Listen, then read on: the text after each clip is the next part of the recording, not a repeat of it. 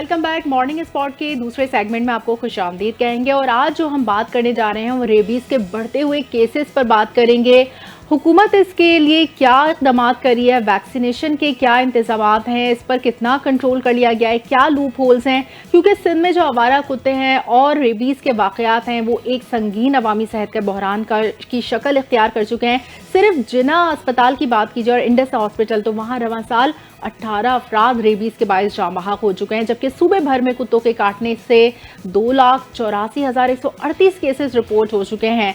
तो ये रिपोर्ट जो हो रहे हैं केसेस, उसके एदाद शुमार पर तो हम बात नहीं करने जा रहे। हम बेसिकली बात करने जा रहे हैं कि इसके तदारुक के लिए क्या किया जाए, क्योंकि रेबीज़ के हवाले से सूबा सिंध हाई रिस्क सूबा करार दिया गया है, जबकि रेबीज़ कंट्रोल प्रोग्राम भी बहरान का शिकार है। और कुछ अफराद जिनको कुत्ते ने काटा, उन्होंने रेबीज़ से बचाव की वैक्सीन लगवाई थी, उसके बावजूद रेबीज़ का मर्ज उनमें सरायत कर गया और वो जाबर ना हो सके, यानी कि वो जो वैक्सीनेशन है वो इफेक्टिव नहीं है, जिससे वैक्सीन की अफादियत और लगाने के तरीक़ेकार पर भी सवालात उठते हैं। तो ये तमाम सूरत हाल वाज़ेह करती है कि आवारा कुत्तों की आबादी, वैक्सीनेशन और कंट्रोल के निज़ाम में शदीद कमज़ोरियाँ हमारे पास इस वक्त मौजूद हैं। बिल्कुल अफरीन, देखिए इसमें बंदा किसी तरह कुत्तों की तादाद पहले तो बहुत ज़्यादा हो रही है। हमारे यहाँ पर कोई एक निज़ाम जो है वो नहीं बनाया गया जिसके अंदर आप जो है वो कुत्तों को पकड़ने के लिए एक मुनज़्ज़म नेटवर्क बनाया गया हो, एक मुनज़्ज़म निज़ाम बनाया गया हो कि उनको कंट्रोल किया जा सके, आवारा कुत्तों को खास तौर पे।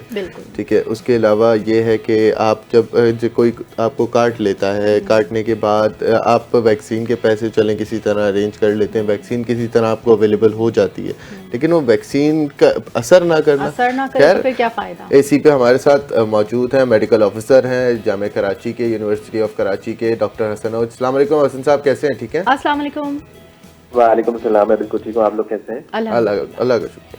अच्छा हसन साहब, मुझे ये बताएं कि रेबीज़ ये है क्या? ये बस रेबीज एक वायरस है जो कि कुत्तों के स्लाइवा में मौजूद होता है। इस तरह कैट बाइट के जरिए भी रेबीज पहुंच सकता है। फॉक्सिस, लोमड़ी, स्क्वायरल्स, चमगादड़, तो बहुत सारे जो मैमल्स हैं, बहुत सारे एनिमल्स हैं। जो कुत्ता तो मशहूर है कि रेबीज करा देता है, लेकिन बाकी लोग भी, ये जो एनिमल्स हैं ये भी कैरियर्स होते हैं रेबीज के। अच्छा, रेबीज अगर वो किसी को काट ले और रेबीज वायरस हमारे अंदर आ जाए तो फिर उसके मोर्टेलिटी रेट 100% होता है, ये समझिएगा। पाकिस्तान में कोई भी बंदा आज तक नहीं बचा रेबीज का। तो ये जो है बहुत ही अलार्मिंग सिचुएशन होती है कि बंदे को रेबीज अगर हो जाए, वो कुत्ता काट ले और उसको रेबीज हो जाए, अगर कुत्ता रेबीज इन्फेक्टेड होगा तो फिर रेबीज होगा। अगर कुत्ता नॉर्मल है, उसने काटा तो कोई मसला नहीं है। अच्छा, आपने बताया कि मैमल्स में बिल्लियां भी हैं जो रेबीज कैरियर होती हैं? जी जी जी जी, बिल्कुल बिल्कुल बिल्कुल। अच्छा। तो इसलिए जो जब कैट बाइट में भी हम रेबीज लगवाते हैं, खासतौर पे किटन, जो छोटे बच्चे जो होते हैं ना, उनमें अगर रेबीज इन्फेक्टेड है वो, तो वो फिर जिसको भी काटेंगे उसको रेबीज होने का अंदेशा होता है। आपने जो बड़ा इंट्रोडक्शन में बड़ी अच्छी बात की थी, वो ये बात की थी कि रेबीज के इंजेक्शन लगाने के बाद भी रेबीज हो जाता है। तो उसकी वजूहात ये है कि जब रेबीज कैटेगरी 3 वाला जिसे होता है, जिसमें कोई बाइट की जाए, कोई जानवर बाइट करे या ब्लड निकल आए या स्लाइवा जो उसका हमारी म्यूकस मेम्ब्रेन, हमारी खाल अगर जली हुई है, खाल हटी हुई है और उस पर वो अपना थूक लगा दे, तो कैटेगरी 3 में आता है। उसमें हमें इम्यूनोग्लोबुलिन्स भी देने होते हैं। सिर्फ रेबीज के वो जो वैक्सीन है उससे काम नहीं चलेगा। वैक्सीन के अलावा हमें इम्यूनोग्लोबुलिन्स भी देने होते हैं। इम्यूनोग्लोबुलिन्स का मतलब होता है एंटीबॉडीज, जो कि प्री फॉर्म बनी हुई होती हैं। अच्छा। क्योंकि बॉडी को उस वक्त एक्टिवली वायरस को फाइट करने के लिए इम्यूनोग्लोबुलिन्स चाहिए होते हैं। जब हम रेबीज का इंजेक्शन लगाते हैं, 5 इंजेक्शन लगाते हैं, तो उसमें उनको टाइम लगता है बनने में इम्यूनोग्लोबुलिन। उस वक्त तक वायरस इन्फेक्ट कर चुका होता है। तो इन्फेक्शन जो है बचाने के लिए अगर इमीडिएट है तो हमें इम्यूनोग्लोबुलिन लगानी पड़ेंगी। और बहुत सारी जगह पे इम्यूनोग्लोबुलिन अवेलेबल भी नहीं होती है। इम्यूनोग्लोबुलिन जो है उसका शऊर भी नहीं है। हमारे यहाँ से यही समझा जाता है कि किसी ने कुत्ते ने काट दिया तो इंजेक्शन लग जाएंगे, 7 इंजेक्शन लग जाएंगे, 5 इंजेक्शन लग जाएंगे। 14 इंजेक्शन सुना है, पेट में लगते हैं। अब एक ही लगता है। पेट में नहीं लगते। वो जो है डेल्टॉइड मसल जो बाजू का होता है उधर लगते हैं, या बच्चों के जो anterior lateral side of thigh जो रान होती है, रान के जो है सामने वाले एरिया पे और थोड़ा सा लेटरल साइड पे उधर लगते हैं। अच्छा। तो ये जो है इंजेक्शन, सिर्फ इंजेक्शन से तो हमें ये होगा कि अगर आइंदा रेबीज होने वाला होगा तो वो बचाएगा। यूजुअली ये इंजेक्शन हमें प्री एक्सपोजर प्रोफाइलेक्सिस में दिए जाते हैं, जो कि लेबोरेटरी वर्कर्स होते हैं या वेटरनरी डॉक्टर्स जो होते हैं या एनिमल हैंडलर्स होते हैं या जो लोग वाइल्ड लाइफ में काम कर रहे होते हैं, तो उनको लगाए जाते हैं ताकि उनको अगर कुत्ता काटे या कोई भी ऐसी चीज काटे तो उनको रेबीज ना हो। लेकिन अगर किसी को रेबीज इन्फेक्टेड डॉग ने या किसी मैमल ने काटा है तो उसके बाद उसे इम्यूनोग्लोबुलिन्स लगना जरूरी है। जिनको इम्यूनोग्लोबुलिन्स नहीं लगेंगी उनमें रेबीज के वायरस के इन्फेक्शन होने के चांसेस रहते हैं। तो हमारे पास क्या इम्यूनोग्लोबुलिन्स ये मौसर तरीके से मौजूद हैं, अच्छी तादाद में मौजूद हैं क्या? देखिए, इम्यूनोग्लोबुलिन्स जो है ना लगाई नहीं जाती थी, ये रिसेंटली लगाई जानी शुरू की गई हैं। डाव में तो अवेलेबल है, मैं डाव में पेशेंट भेजता रहता हूँ, बाकी अस्पतालों के मुझे आदाद-ओ-शुमार नहीं मालूम। लेकिन ये कि ये जहाँ जहाँ रेबीज के वैक्सीन मौजूद होगी उधर उधर इम्यूनोग्लोबुलिन्स भी मौजूद होते हैं अक्सर, और होने चाहिए। असल में ये महंगे होते हैं। इंजेक्शन रेबीज की वैक्सीन तो आपको 1000-1500 रुपए तक की भी मिल जाएगी, लेकिन इम्यूनोग्लोबुलिन जो 13 से 18,000 रुपए तक का मिलता है, तो वो सिर्फ एक ही दफा लगता है। लेकिन वो इतना महंगा होता है तो शायद कुछ लोग उसको सर पे नजर करते हो कि भाई हम नहीं लगा रहे, हम अफोर्ड नहीं कर सकते, तो उसकी बगैर चारा नहीं है। अगर आपको ऐसा बाइट हुआ जिसमें खून निकला है तो इम्यूनोग्लोबुलिन आपको लगवाने पड़ेंगे। अच्छा, मुझे बताएं हसन कि सिंध के अंदर जामे कराची का भी एक बहुत वसीतर एरिया है और बहुत एक बड़ी जगह पे जामिया वाक़े है। मुझे ये बताएं कि वहाँ पर भी जो है वो कुत्तों की तादाद जो है वो बढ़ती जा रही है रोज़ बरोज़। वहाँ पे अगर किसी तालिबे इल्म को कोई कुत्ता काट लेता है तो उसके लिए आप लोग क्या करते हैं, और वहाँ पर रेबीज़ के वो जो आपके कह ले वैक्सीन्स का इंतज़ाम है या नहीं है? नहीं, हमारे यहाँ नहीं है, क्योंकि हमारा जो है ये बेसिक हेल्थ यूनिट है ना, हमारा ये टर्शरी केयर हॉस्पिटल नहीं है, तो इसलिए इधर अवेलेबल नहीं, हम इसको डाव भेजते हैं, रेफर करते हैं। बाकी काशी यूनिवर्सिटी में आपने बिल्कुल सही फरमाया निशानदेही की, वाइल्ड डॉग्स बहुत सारे हैं और इनके खिलाफ अभी कैंपेन भी मैंने चलाई थी, खत भी लिखा था, राहिमो साहब मिनिस्टर जो है उन्होंने एक्शन भी लिया था उस पर। लेकिन ये कि अभी भी हैं कुत्ते, और ये कि इनका प्रॉपर एक बाकायदगी के साथ इनका एक्शन लेना चाहिए। एनजीओ जो कुत्तों के बचाने के लिए मुहिम चला रही होती हैं, अफसोस के साथ वो सिर्फ फाइनेंशियल बेनिफिट्स के लिए आवाजें उठाती हैं, उनका ना इंटरेस्ट होता है, ना वो एक कुत्ते को बचा के वो दिखाती हैं कि जिससे उन्होंने बहुत बड़ा काम कर लिया, उसके बदले में फंडिंग से बहुत लेंगे, लेकिन एक्चुअली वो ऑन ग्राउंड कोई काम नहीं। अगर हम कुत्ते को उनको बुलाते हैं कि कुत्ते को उठा ले तो उसके भी वो पैसे चार्ज करेंगे, तो ये बड़ा मसला है। और यहाँ पर आप कैंपेन चलाओ कोई, तो वो फौरन जानवर को की तंजीमें खड़ी हो जाती हैं। बिल्कुल ठीक है, जानवर को हमें उसी तरह ख्याल रखना चाहिए जैसे मतलब वो तंजीमों के पास क्या राइट्स हैं एक कुत्तों को बचाने के लिए, जो वो खड़े हो जाते हैं, बजाय इसके कि वो इंसानों की हिफाजत के लिए सामने आए, वो कुत्तों की हिफाजत के लिए आ जाते हैं। तो क्या कोई उन्हीं को ये जिम्मेदारी सौंप दें कि जितने भी कुत्ते फिर रहे हैं आवारा, उन सबको समेट कर वो कहीं ले जाएं? बहुत अच्छी बात की आपने। एक्चुअली वो यही कहते हैं कि हमें भेज दो, जब उनको बुलाया जाता है तो आते नहीं है और उसके बदले पैसे भी चार्ज कर रहे होते, तो ये पूरा धंधा है।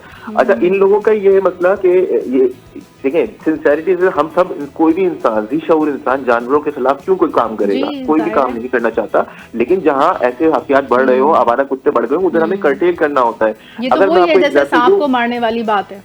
जी बिल्कुल। और दूसरी बात मैं बताऊं, अगर कुत्ते को वो कहते हैं कि हम इसको न्यूट्रलाइज कर देंगे तो फिर तो कोई मसला नहीं है। अरे न्यूट्रलाइज करने से क्या है कि वो काटेगा तो रेबीज ना भी हो तो इन्फेक्शन तो होने के चांसेस होते हैं। मैं आपको ऐसे केसेस बता सकता हूँ जिससे न्यूट्रलाइज करके वो अपने पास ही अपनी कस्टडी में रखे ना, ताकि वो दूसरों को नुकसान ना पहुंचाए, उनको ही फिर एक्सपेरिमेंट करना पड़े उसका। बिल्कुल नहीं। मैं एक और बात निशानदेही कर रहा हूँ कि कुत्ता अगर रेबीज इन्फेक्टेड नहीं है और कुत्ते ने किसी को भंबोड़ा है, किसी को काटा है, तो वो बंदा नॉर्मल इन्फेक्शन से भी मर सकता है। जरूरी नहीं है कि रेबीज से ही मरे, क्योंकि अगर मैं जानता हूँ ऐसे केसेस को इसमें बहुत बुरे तरीके से उनको काटा गया मुख्तलिफ जगह, तो वो उनके फिर बॉडी में इन्फेक्शन हो गया, जिस वजह से पोस्ट जो वो होते हैं इंजरी इन्फेक्शन, उससे डेथ हो गई। तो अगर कोई शुगर पेशेंट है, कोई बच्चा है, तो उसको अगर किसी ने काटा तो उसके तो बचने के चांसेस बहुत कम हो जाते हैं। तो हम समझते हैं कि कुत्ते को न्यूट्रलाइज कर दिया है और जो है वो क्या कहते हैं रेबीज इन्फेक्टेड नहीं, इसको वैक्सीनेट कर दिया तो ये काटेगा भी तो कोई नुकसान नहीं होगा। अरे नहीं, काटने के अलावा नहीं भाई, मैंने तो बल्कि आजकल सोशल मीडिया पर एक ऐसी वीडियो वायरल हो रही है जिसमें जमात इस्लामी के कोई कारकुन है, वो रेबीज सर्वाइवर हैं, उनको दिखाया गया है वो किस तरह से उस तकलीफ में अपने आप को संभाल रहे थे, दुआएं कर रहे थे, किस तरह से, क्योंकि कुछ लोगों की तो विल पावर और ईमान इतना मजबूत होता है, किसी ना किसी तरह वो सर्वाइव कर जाते हैं, लेकिन उसके बावजूद उनके बॉडी में सिम्टम्स थे ना, वो इतने अफसोसनाक, इतने तकलीफ देते कि इस तकलीफ से कोई ना गुजरे, और उसके बावजूद वो बस अल्लाह से दुआ करे थे किसी तरह मतलब ये कि हमारे यहाँ क्या तदारुक किया जा सकता है इसके लिए?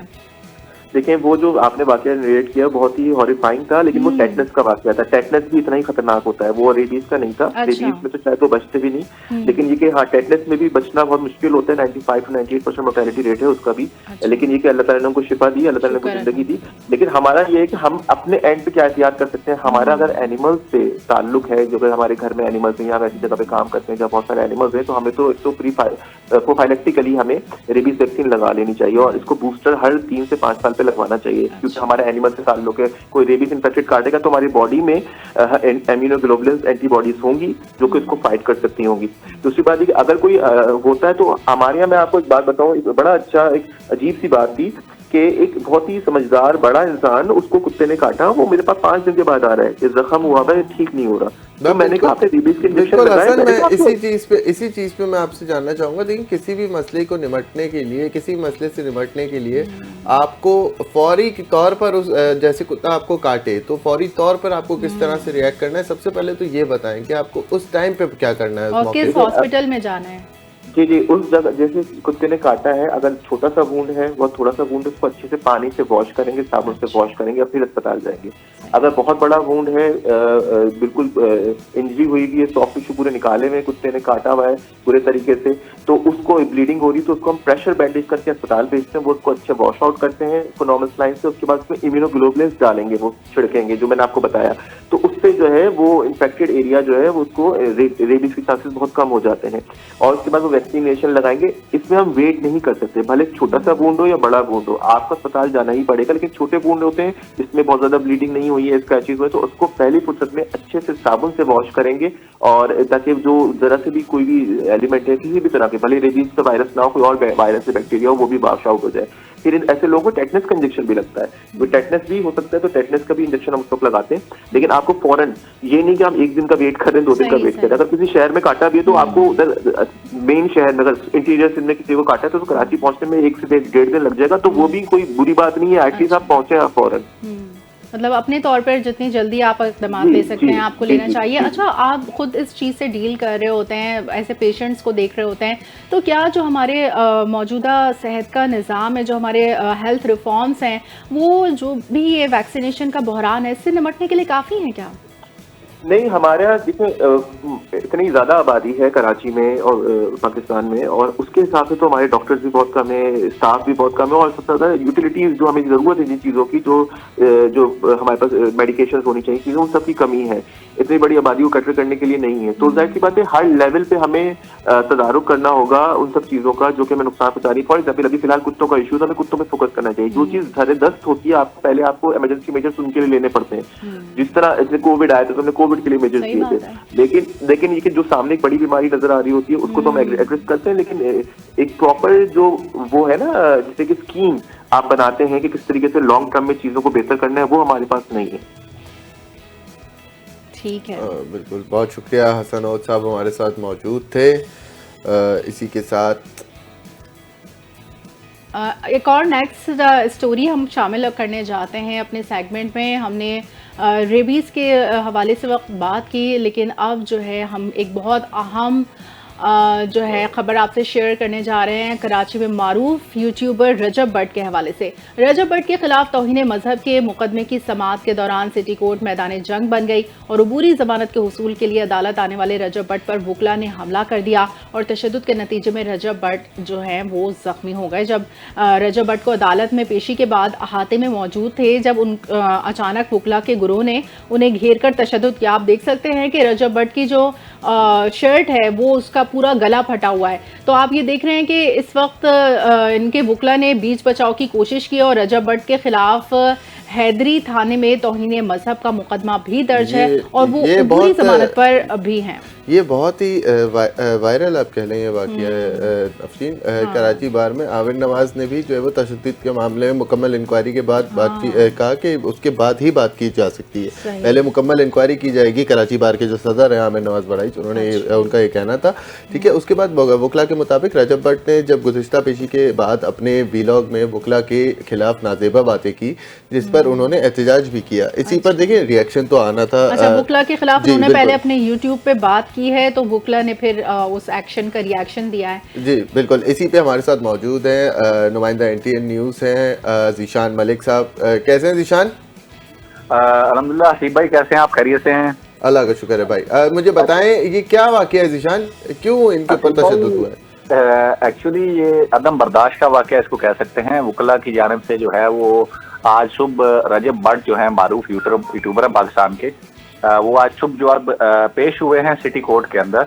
आज उनकी अबूरी जमानत के बाद पहली पेशी थी, तो उसमें वो पेश होने आए थे अपनी जमानत की तजदीद के लिए। तो ताहम वो जो है वकला की जानिब से जो है उनको तशद्दुद का निशाना बनाया गया। पहले जब वो गेट नंबर 4 से इंटर हुए हैं तो उस टाइम उनको तशद्दुद का निशाना बनाया गया। उसके बाद उसको बीच बचाव कराकर कोर्ट रूम में ले जाया गया। सेंट्रल डिस्ट्रिक्ट सेंटर की ये कोर्ट है, कोर्ट नंबर 1, जिसमें इस मुल्क को ले जाया गया। वहां से उसको बाद दोबारा जब वो बाहर निकले हैं तो उसके बाद फिर से उनको तशद्दुद का निशाना बनाया गया। फिर उसके बाद कराची बार रूम की तरफ उसको वुकला ले गए हैं। वुकला तशद्दुद करने वाले वुकला का ये मौक़िफ़ था कि रजब भट्ट ने पिछले हेयरिंग के बाद जो वीलॉग रिकॉर्ड किया था उसमें उन्होंने वुकला की तस्दीक की थी। तस्दीक के अमेज़ जुमले जो है वो क्या ज़ीशान, क्या तस्लील में किस तरह के अल्फाज इस्तेमाल किए थे रजब भट्ट ने अपने वीलॉग में? जो वकील हैं उनका कहना था कि रजब भट्ट ने पिछले वीलॉग में अपने में कहा था कि वुकला जो हैं उनकी कोई औकात नहीं है कि वो उनका नाम ECL में डलवा सकें या PCL में डलवा सकें या उनको लंदन से वापस डिपोर्ट करके लाया जा सके। उसी वीलॉग में रजब भट्ट की जानिब से उनको धमकी भी दी गई थी कि वुकला का ये कहना है कि उनको धमकी दी गई थी कि इस केस के बाद एक और केस वुकला के खिलाफ रजब भट्ट की जानिब से दायर किया जाएगा, जिसका जो रिएक्शन है वो आज सिटी कोर्ट में देखा गया है। शदीद तशद्दुद का निशाना बनाया गया। उनके मुंह से खून अच्छा ज़ीशान, मुझे बताएं गुज़िश्ता पेशी में जब रजब भट्ट इससे पहले भी जो है वो कोर्ट में पेश हुए हैं, इससे पहले इस तरह का वकीलों में कुछ इंतशार पाया गया था? वकीलों का उनकी तरफ कोई गुस्सा दिखाई दिया था आपको, या फिर ये इस वीलॉग के बाद ही दिख रहा है? नहीं, पिछली पेशी में बहुत खुशउस्लूबी से मामलात निमट गए थे। बहुत सुकून के साथ वो विदाउट सिक्योरिटी कोर्ट में आए थे और मामलात हो गए थे और उनको बेल मिल गई थी। 1 लाख रुपए के मुचलकों के एवज उनको जमानत पर जमानत दी गई थी, अदालत की जानिब से अबूरी जमानत दी गई थी। आज उनकी पेशी थी और पिछले पेशी के फौरन बाद 2 दिन बाद ही उनकी जानिब से एक वीलॉग जो है वो अपलोड किया गया सोशल मीडिया पर, जिसमें ये सारी बातों का जिक्र किया गया था। तो उस एक्शन का जो है आज रिएक्शन जो है वो सिटी कोर्ट में देखने में आया है। वुकला की जानिब से रजब भट्ट के कपड़े फाड़ दिए गए, उनको तशद्दुद किया गया। रजब भट्ट के मुंह से खून भी निकलता हुआ दिखाई दिया है हमें। और उसके बाद ज़ीशान, मैं आपसे ये मालूम करना चाहूंगी कि जो रजब भट्ट के खिलाफ हैदरी थाने में तौहीन मजहब का मुकदमा दर्ज है, तो क्या ये बात हुई थी पूरी तौहीन मजहब के हवाले से? जी बिल्कुल। रियाज अली सोलंगी एडवोकेट हैं, कराची के लॉयर हैं। इन्होंने एक दरख्वास्त दी थी थाना हैदरी मार्केट में जनवरी 2025 में 24 में सॉरी। तो उस वक्त इनके खिलाफ एक तौहीन मजहब का नमाज की बेहरमती के मामले के ऊपर एप्लीकेशन दी थी। ताहम एप्लीकेशन पर तो FIR नहीं हुई। रियाज सोलंगी की जानिब से जो है वो डिस्ट्रिक्ट सेंट्रल में डिस्ट्रिक्ट एंड सेशन जज सेंट्रल के पास एक पिटिशन फाइल की गई। अदालती हुक्म पर वो बाद में FIR जो है 295A के तहत दर्ज की गई उनके खिलाफ। और उस मामले के अंदर अरसा 1.5 साल से रजब भट्ट जो थे वो ये मामला क्या था? मतलब नमाज के खिलाफ उन्होंने कुछ ऐसा कुछ कहा कि जिसकी वजह से ये मसला बढ़ा? मुकदमे में जो FIR है, FIR के मुताबिक उन पर जो FIR लॉन्च की गई है 295A की, उसमें ये बताया गया है कि नमाज की जो है बेहुरमती की गई है रजब भट्ट की जानिब से और उसकी वीडियो जो है सोशल मीडिया पर वायरल हुई। गुज़िश्ता पेशी पर जब रजब भट्ट जो हैं वो आए थे कराची में अपनी अबूरी जमानत के लिए, तो उसमें रजब भट्ट ने कहा था कि, और उनके वकील ने भी कहा था कि ये जो वीडियो, जिस वीडियो के तहत इनके ऊपर मुकदमा दर्ज किया गया है, ये वीडियो 2 लाख से ज्यादा लोगों ने जो है वो बनाई है। और 2 लाख लोगों के बनाने के बाद रजब भट्ट ने सोशल मीडिया ट्रेंड को यूज करते हुए उस पर एक वीडियो बनाई थी जिसपे उनका कोई इंटेंशन नहीं थी कि वो नमाज की बेहुरमती कर सके। ऐसा उन्होंने मीडिया टॉक में भी बताया था पिछली पेशी पे। ताहम उसके बाद जो उन्होंने वीलॉग में वुकला के खिलाफ बातें की थी, उस एक्शन की रिएक्शन में आज रजब भट्ट की कुटाई लगी है यहाँ पे कोर्ट में। उनके कपड़े मुकम्मल तौर पर फाड़ दिए गए थे, उनके मुंह से खून भी निकल रहा था। वकील जो है उसमें बीच बचाव भी कराते रहे, ताहम आज उनकी जो कुटाई है उसको मुकम्मल तौर पर लगाया गया। उसके बाद सीनियर वकला की मुदाखलत के बाद रजब भट्ट को सिटी कोर्ट से जान खुलासी हुई है और रजब भट्ट अब अपने होटल जो है वो तशरीफ ले जा चुके हैं। उनके वकील एडवोकेट मियां अली इशफाक से भी हमारी बात हुई है, तो उनका भी यही कहना है कि ये आज के वाक़े के बाद वकला का जो चेहरा है वो उस पे एक दाग लग गया है। वकला हमेशा जो है वो कोर्ट में बात करते हैं, आउट ऑफ द कोर्ट। मुझे ये बताएं जीशान कि इस वीडियो में देखा जा सकता है कि रियाज सोलंकी भी उनके साथ मौजूद है, जिन्होंने ये मुकदमा उनके ऊपर जो है वो करवाया है। ये क्यों इनके साथ इस वीडियो में नजर आ रहे हैं और इनका क्या मौक़िफ़ है इस वाक़े पे, इस हादसे? जी बिल्कुल, रियाज सोलंकी और उनके जो हमायती हैं उनकी जानिब से इनको तशद्दुद का निशाना बनाने के बाद कराची बार रूम में सीनियर वकला के साथ इनको ले जाया गया था और कराची बार रूम में मुज़ाकरात हुए आधे घंटे के बाद। और मुज़ाकरात के बाद जो है वो रजब भट्ट की माफ़ी तलाफी हुई है वहाँ पे, और रियाज सोलंकी इस बात को मेक श्योर कर रहे थे कि इसको मीडिया पर सारी बातें भी बताएं और उसको साथ साथ लेकर सिटी कोर्ट की हदूद से बाहर तक छोड़ने के लिए आए थे उनके साथ साथ। तो रजब भट्ट व रियाज सोलंकी के साथ उस वीडियो में वाज़ह तौर पर देखे भी जा सकते हैं। और उसी वीडियो में रियाज सोलंकी ये भी बता रहे हैं कि तौहीन मज़हब के केस के ऊपर तो हम अदालत में बात करते हैं, लेकिन इन्होंने वकला की जो तज़हीक की है वो इसी वीडियो में आप देख रहे होंगे। इसी वीडियो क्लिप में उन्होंने बताया था कि वकला की तज़हीक के बाद इनका वेलकम जो है वो कराची बार की जानिब सिटी कोर्ट में वकला की जानिब से किया गया है। वकला इत्तेहाद के नारे भी इसके हमायती जो हैं रियाज सोलंकी के वो लगाते रहे हैं, आप वीडियो में वाज़ह तौर पर देख सकते हैं। नहीं, एक तरफ आप निशाना बता रहे हैं कि रजब भट्ट ने इस पे माफ़ी भी मांगी है और एक तरफ आप बोल रहे हैं कि उन्होंने इस पे जो है वो एक्सप्लेनेशन भी दी है। तो जो या तो माफ़ी हो सकती है या उस पे जो है वो एक्सप्लेनेशन हो सकती है। अगर उन्होंने कुछ गलत नहीं किया तो उन्होंने माफ़ी किस बात की मांगी है? देखिए, मौके की नज़ाकत को जानते हुए आज जो कुछ सिटी कोर्ट में हुआ है, रजब भट्ट और उनके वकील की जानिब से मौके की नज़ाकत को समझते हुए इस सारे सिनेरियो में खामोशी इख्तियार रखी है। ताहम अभी हमारी उनसे बात हुई है रजब भट्ट के वकील मियां अली इशफाक से, तो उनका यही कहना है कि अभी मशावरत जारी है। मशावरत मुकम्मल करने के बाद इसके ऊपर कोई एक्शन करना है या कोई कार्रवाई करनी है तो इसका फैसला मशावरत के बाद किया जाएगा। ताहम अभी उनकी मशावरत जो है वो नामअलूम मुकाम पर जारी है। इस केस के बारे में बात हो रही हो तो आज अदालत में कराची बार एसोसिएशन की जानिब से हड़ताल का भी ऐलान था, जिस वजह से वहां पर ज्यादा कोई रश और सिक्योरिटी नहीं दिखाई देगी। पुलिस का भी कोई अमल दखल इसमें दिखाई नहीं दिया गया।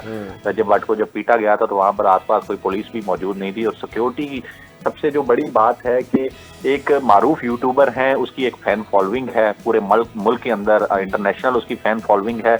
मुझे सवाल सबसे बड़ा यहाँ पर जो खटक रहा है वो सबसे बड़ा ये है कि इतने मारूफ आदमी की एक पेशी है आज अदालत में और पुलिस की जानिब से उसके को खातरख्वाह इंतजाम यहाँ पर नहीं किए गए। सिटी कोर्ट पुलिस की जानिब से भी वहाँ पर कोई नफरी तैनात नहीं की गई थी सिटी कोर्ट के अंदर। और दूसरी तरफ वकला की जानिब से आज हड़ताल का भी ऐलान था। मुख्तलिफ जो गेट्स थे वो सिटी कोर्ट के बंद कर दिए गए थे। कोई एक या दो गेट थे जहाँ से एंट्री और एग्जिट की इजाज़त थी। इस वजह से आज वकला को रजब भट्ट के ऊपर हाथ साफ करने का जो है वो खुला मौका। सिक्योरिटी के नाक़िस इंतजाम देखने में आए जिसकी वजह से यह वाक़या पेश आया।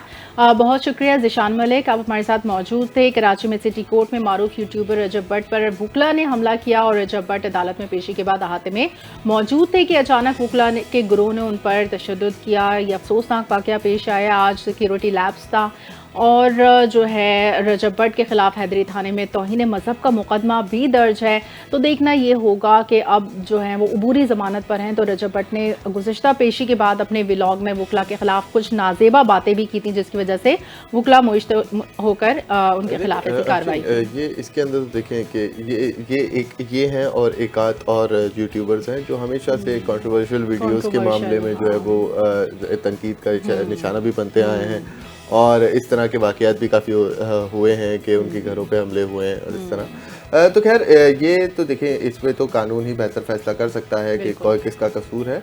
लेकिन आज का जो हमारा मेन टॉपिक था नाजरीन वो था रेबीज़। तो रेबीज़ से एहतियात के लिए आपको सबसे पहले हुकूमती इक़दामात को पेश नज़र रखते हुए अपने आप को जो है वो इस तरह के हादसात से किस तरह से बचाना है।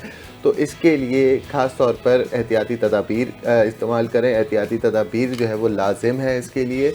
और अगर जो है वो आपको कुत्ता काट लेता है तो सबसे पहले उसको जो है वो आप पानी से अच्छी तरह से धोएं और फौरी किसी हॉस्पिटल से हाँ, बिल्कुल रुजू इसमें करें देर और नहीं करनी बिल्कुल इसमें चाहिए। देर ना करें क्योंकि Exactly। ये जानलेवा मर्ज है। ठीक इसी है। के साथ मुझे और अफशीन को दीजिए इजाज़त। अल्लाह अल्लाह हाफ़िज़। हाफिज़। पाकिस्तान जिंदाबाद।